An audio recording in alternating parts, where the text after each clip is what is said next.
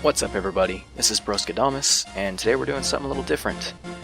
Today we're going to be playing one of my favorite games from when I was a kid, Final Fantasy Tactics Advanced.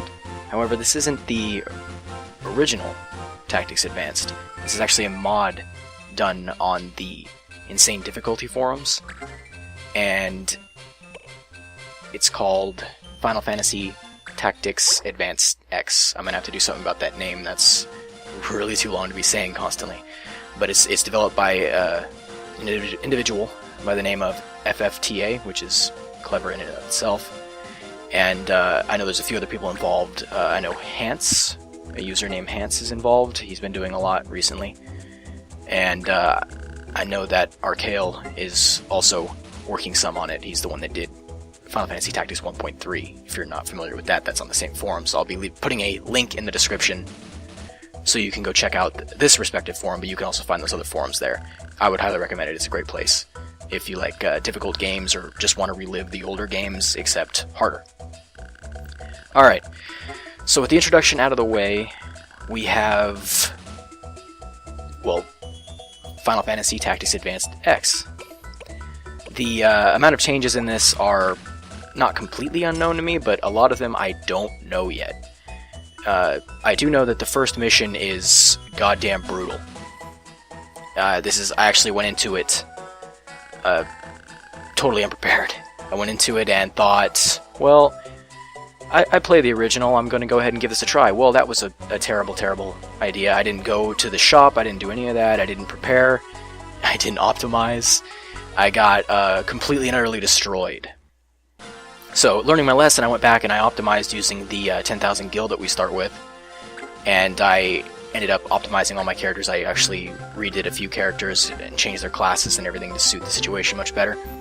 This is post-commentary, so I'll be commenting on what I'm doing and what I was planning and thinking at the time. But I would do live commentary, but the amount of failure that could possibly happen, hasn't happened yet, but could possibly happen, could delay these videos a lot. And I think it'll be easier to relay what's going on from a more sped up point of view. This game can go really, really, really, really slowly. As you can see, like right now, I'm just buying stuff. I'm just buying, like I bought the Glass Bell. That Glass Bell is going to make it so I can switch Mont Blanc, who is a black mage right now. I can switch him into an animist. English.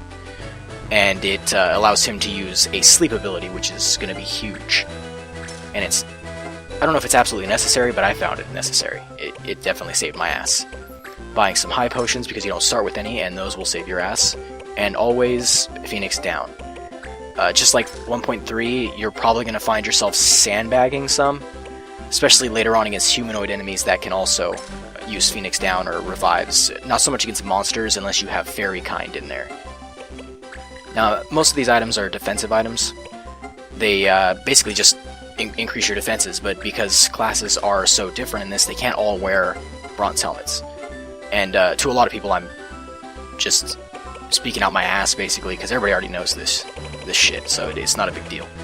But for anybody who doesn't know or who might want to get into this, there's a lot of skill changes, there's a lot of class changes, so you can't go into this thinking, okay, well, I know the classes because they've been changed. Some not so much, some a lot, and there's some new classes. So it's definitely something to consider before getting into the mod. I am playing this on an emulator, but I actually do have the game for Game Boy Advance, but obviously I can't put the mod on that. So really doesn't do any good. There's enough money to optimize, but you kind of have to make some sacrifices if you want to buy weapons, because weapons tend to be more expensive. So I picked up the Glass Bell, and I picked up the bow that gives me, I can't remember the name of it now, I should have been paying attention as I was doing this, but we'll see it in a second. It gives me the chance to cripple enemies so they can't move, which is going to be a big deal. Now I'm going to suit up Marsh here. He's going to get a shield. There's Mont Blanc. We're going to switch him to the Animist. And that's going to be really helpful. And we're going to re-equip him because we changed his class. He can wear different stuff now. So we're giving him the Glass Bell, gives him Sheep Count, which is sleep. And he can wear heavier armor now. So I think I decide to change out one of my characters here. Here's Lord Jeremiah Gottwald here, is my soldier. We're kitting him out. And then Gelato right here with the warrior. Yeah, I did. I switched the leather with the cuirass, and I'll give Mont Blanc the leather. Now, Gelato here, he's got, or Gallardo, I don't know what it is. I don't know how to pronounce it. I suck at pronunciation. But he's going to be our weaker melee character at the beginning here. He tends to have less offensive capability. I believe that's correct. Maybe he's more offensive in this mod. That's something I have to look into. But at this point, he's not as strong as our other two human soldiers, him being a warrior.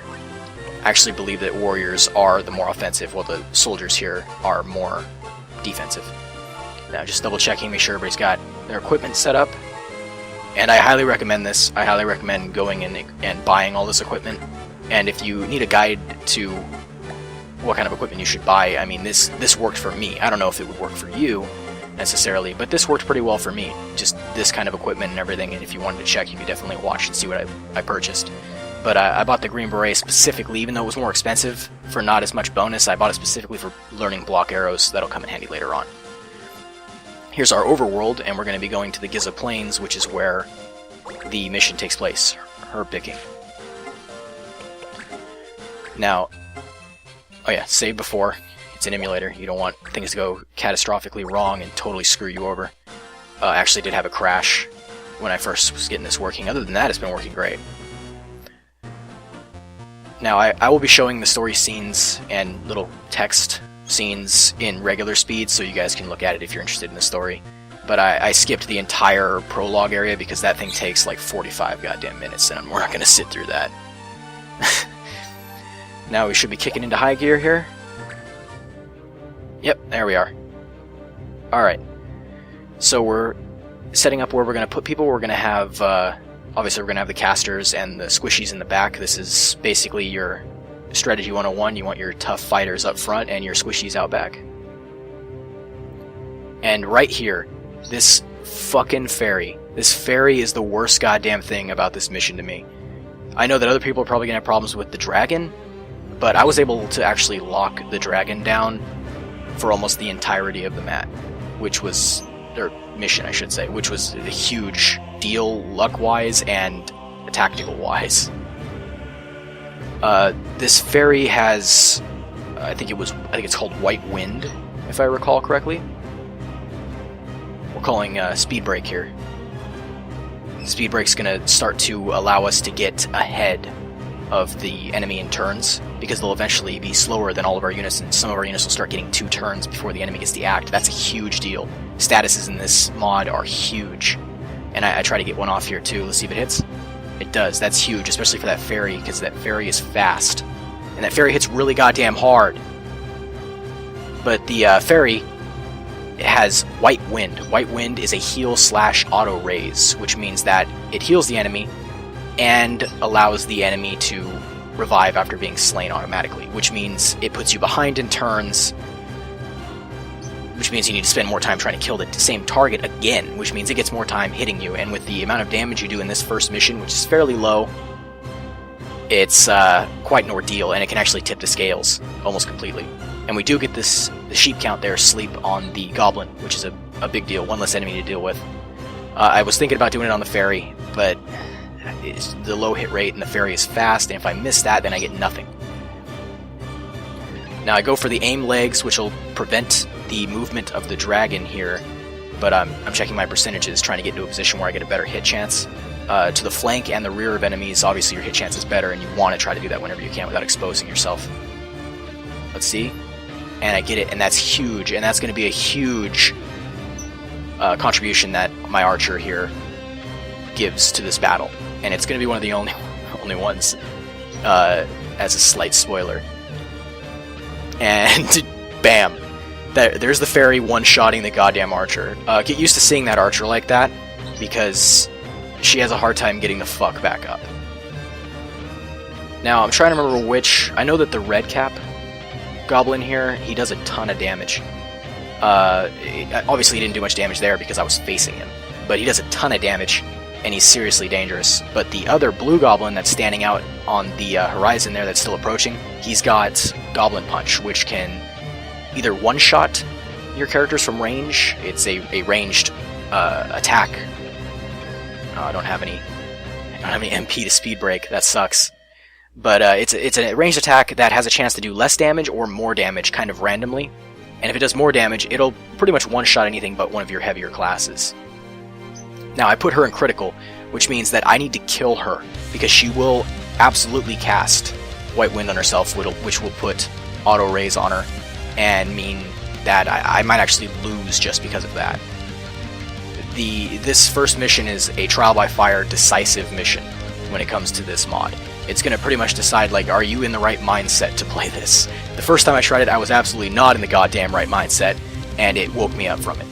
Checking the move order here to see if she's going to get a chance. She is not going to get a chance. I actually get another turn with another character, so I choose to use Mont Blanc here to, instead of attack her, I believe I use him to attempt to put the red cap down. Well, not down, but put him to sleep. Put him out of the fight. And we miss. Now, a lot of people are going to argue that this is going to be a luck-based mod because it just adds difficulty, reduced chance to hit, increased enemy damage. I would argue that it's not. I would really argue that you need to plan for unfortunate events. You need to plan, like, there you go, miss, that's a huge miss.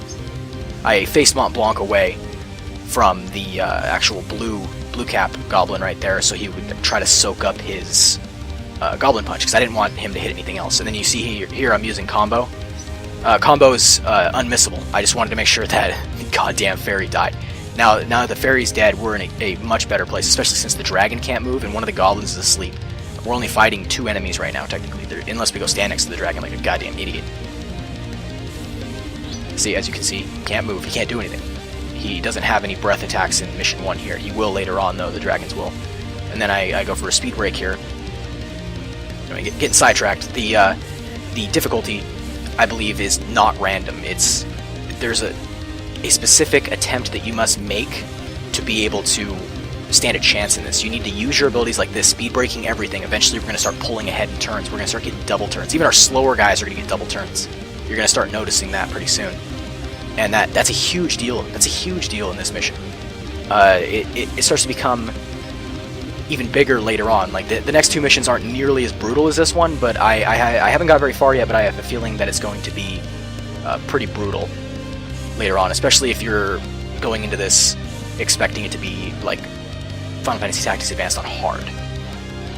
Now, that missed. It generally not advised to use abilities facing the enemy. You want to try to flank if you can. Now, my white mage is putting in work constantly, putting in work, just keeping everybody alive. He does a good job. Corello does a good job here. Okay, this is where I miscalculated, and the dragon got a immobilize break a lot sooner, and just totally fucks Mont Blanc right in the face. Just it would have one-shotted me if he was full health. It doesn't matter. But I should have remembered how long immobilize lasts. That was a mistake on my part. Definitely. I make a few in this mission, and I'm still able to do it, which brings me back to the point of this is not completely random. If you just play well and you plan for it, know when to res, know what abilities to use, know when to take the chance, just be prudent, you can definitely conquer these things, even with less than major knowledge of the actual game. You just need to play smart. Now he goes for the Goblin Punch here and kills him again. See, there was a mistake reviving using that Phoenix Down. I should have made sure that he was going to get a turn before I revived him. Instead, I just wasted a Phoenix Down, but it did use the Goblin Punch Goblin's turn. So that means that he used his turn to knock a character back down because he was low. They will usually attack low characters, so it's actually a tactic that you can use. Now, I revive him again here because I know he's going to get another turn before he can get knocked back down. Also because he's completely boxed in and no one else has any ranged moves, so nobody can get to him before he can make his move. Excuse me. Now we have, I guess I'll call him Gelato here. He's definitely my weakest melee right now, but he'll grow eventually. I'm not sure what I'm going to do with these characters just yet, because I don't know all the new characters and how effective they could be. But here's checking the turns again. So the goddamn dragon's gonna get a turn, but Mont Blanc's getting a turn before him, so Mont Blanc can get out of there or try to put him to sleep, which could be a big deal. And I don't have enough mana for Speed Break. That's something I need to get used to too. They changed the mana in this version, so I need to make sure that I'm paying attention to these mana changes and when I can use my various abilities. Now the red cap's gonna get a turn here, and he's gonna attempt to kill Corello, but Corello survived because I was facing him. Facing in this game, and especially this mod, makes a huge difference. If they can attack you from behind, they will. Now the dragon's gonna get a turn, and there's really nothing I can do about it unless Mont Blanc can put him under. So I'm just gonna put some damage out on this guy. Try to keep everybody low. Obviously, screw it, move over, attack him from behind. Better chance to hit, chance for more damage. Clean hit. 25 is pretty good. Your damage is really low in this first mission here. Now I try to get on the flank of the dragon so I can try to put him under. As you can see here, we have a 50% chance, where it would be, I believe, 30 to 40% if I attacked him from the front using that skill. I think I actually check here. 40%. So I'm going to go back to the flank, give it a try, because he's exposed out there. That's why I thought about it, and I was like, I don't really want to do that. But here we go. That right there. That is huge. That, I would almost say that is the deciding factor in this mission, that I could lock that dragon down right there. Not to mention he's one of the slowest enemies we're fighting right now. And it pretty much determines that we can control him and finish these goblins off, because we're going to have this other goblin waking up, the blue cap. He's going to be waking up real soon. But sleep is amazing. Sleep is like the best ability ever. I don't have access to many abilities just yet, but right now sleep is my saving grace. And it will continue to be my saving grace for a while. Probably through the first, I don't know, maybe 5-10 missions I'll be using it really frequently. And here's another mistake that I make. I decide to res my archer. And I'm not paying attention to the turn orders enough yet. So you'll see in a second why that was a mistake. And there's the goddamn judge necromantically teleporting everybody around to fuck my world up. I think I go for a combo here for a dedicated hit. Yeah, dude, just to make sure he dies. I was being really careful after my dick stomping in the first attempt. And I think it really paid off that I switched up playing quite a bit to get this to work. And we're going for another sheep count here. That's a great ability. And it missed. It's too bad. It's not the end of the world, though. It's not the end of the world. We're going to have... he does get his turn. I was hoping to stop him. If I could have stopped him there, my archer wouldn't have sucked and died, and I wouldn't have wasted that Phoenix down. Because that hurts. That really hurts. Phoenix downs are pretty pricey right now, and I just used all of my money to outfit my units here. So I just put some damage on him. As you can see, Gallardo's doing like 19, and my soldier and Marsh here are doing, 22 to 25, which is a pretty big difference. And I'm trying to decide here, do I try to finish off this goblin who's low? What do I got? And I think I go to Speed Break. Yeah, because it's 100% hit when enemies are asleep, which is huge. That's great. It's great when enemies are asleep and you can just hit them 100%. You can hit them with everything, and not everything wakes them up. Obviously, you see the Speed Break didn't wake him up there, so that's a perfect chance. Like, I know he's going to wake up soon, so let's slow him. I don't know if slowing him makes him wake up later, or if it has an effect after he wakes up. I'm not entirely sure. It's something I definitely have to look into, and I'll definitely mention it when I find out. So we put him critical. That's a big deal. There you go. He woke up. He's going to get his turn. He's going to go for, obviously right here, he's going for the rear attack on the weakest enemy with the least amount of health or least amount of defense. So he went for Gelato there. So we're going to have another turn for the critical goblin, I believe, and I'm trying to get in there to hit him, but I can't do anything with Mont Blanc. He only has that. He could smack the shit out of somebody with his rod, which sounded unintentionally dirty, but he could also use items, which is, I decided to use the Phoenix down here. Again, god damn it, pay attention, unlike I did. Learn from my mistakes and don't do that. I mean, it draws some fire, which is fine. But the dragon woke up, and dragon goes over there, and dragon's sick of her shit, and takes it out on Thelma's face. And there she goes, another 72. It would have one-shotted her. She was full health anyway, so that's brutal. And he's definitely the hardest hitting here, and the fairy is the most dangerous, practicality-wise. But that fucking dragon, he's got so much health too. The dragon has so much health that it's just brutal. And I decided to finally speed break him. Since he was awake now, I got to do it. Now, I'm not entirely sure if it would be easier if I focused down the dragon first. I've read that some people did that. They actually focused down the dragon first and left the fairy alive the entire time and just managed critical status and low health and made sure that she never casts the heal and just killed the targets before she can get the heal off. I didn't want to take that chance. The first attempt, that fairy cast heal, and it was pretty much a big fuck you and you were done. There goes my phone. Awesome. I'm so professional.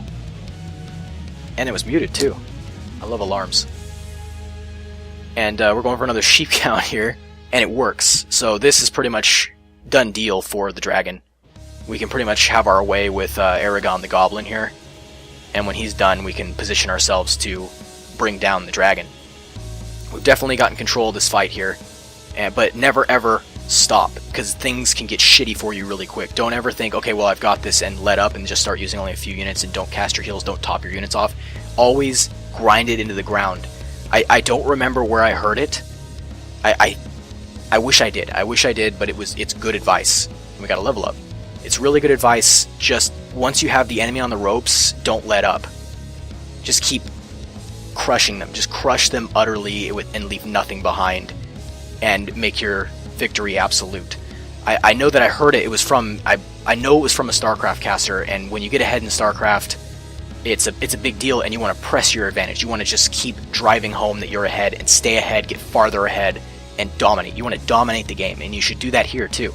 There's no reason not to use all the abilities at your disposal and take advantage of your enemy's weaknesses. You should definitely do it. And as you can see, I'm doing that here, just topping everybody off here with Corello, making sure everybody stays topped off, less chance of anything going wrong. Making sure you stay ahead doesn't apply so much to monsters. And there we go, I don't have enough mana. That's fine though, that's to be expected. I was just using it, and I believe I smacked this guy with Mont Blanc smacks him with the bell. It's a bell, it's not a rod. Sorry, rod was the Black Mage. Oh shit, ouch. Black Mage weapon. So I'm trying to pick a facing. I don't know why I faced away. I think I faced away to prep for the dragon, because I'm pretty confident I can kill the goblin before he gets a turn. Yeah, I think I combo him down right here. Pretty sure, because if you attack from the front, your chances are low. Yeah, I combo him down. Combo generally is something you don't use unless you just want absolutely guaranteed damage. I like to use it for guaranteed damage to make sure these bastards die when I want them to, especially if I'm left to having to attack from the front. But I like to use combo. Its actual use is meant to be used in a combination with other characters that have the combo ability. It allows you to stack up a lot of damage and bring people down without a chance of miss, which is actually really good. And I think it's going to be more useful in this because this mod removes a lot of overpowered stuff like double sword. Sorry, if you were the guy that stacked double sword on everybody and their grandma in your clan, then you can't do that anymore. I mean, who's not guilty of stacking double sword? I mean, you stack double sword, and you walk around and everything just bows before you, and you're dual wielding team of death. There was almost nothing you could do about it. The enemies get double sword in this though, but you don't get it. You don't get double sword. You don't get strike back. I believe that's where you block and counter. You don't get reflex. There's no reflexes. And there's no MP shield, because that was essentially invincibility because it never overflowed into health. Now I think I try to put him back to sleep here again, and it does hit. That, I don't know if that was absolutely necessary, but I'm playing super cautious after the stomping I got in the first mission, and I'm just making sure I can get it done. The next two missions, I actually have them recorded already. I don't have any commentary on them just yet, but I know that I have them recorded, and they were much easier than this. They're not something to let your guard down on though, because you can definitely get fucked up really bad with a single attack if there's a crit, or if it's just a nice hit, or if they're able to attack from behind. You're in deep shit. Now I'm trying to get Corello out of there because no amount of healing is going to matter at this point when they start striking, and then that miss, even better. So we're just gonna... I didn't want him to be able to move and one-shot any of my guys, because I just don't like losing guys. Period. Whether it matters or not, I just don't like losing clan members here in battle. If I can keep them alive, I'll keep them alive. Sometimes you gotta use them as bait, though. And that's your best bet, and if you have to do it, you have to do it.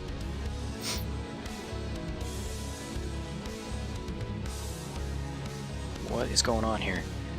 It's fucking Judge taking a bunch of turns. What was I doing here? I think I was trying to decide if I wanted to how many more turns I would have before he got a turn, so I went in.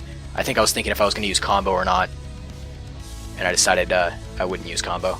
I would just allow my characters to move in and finish them off on their own.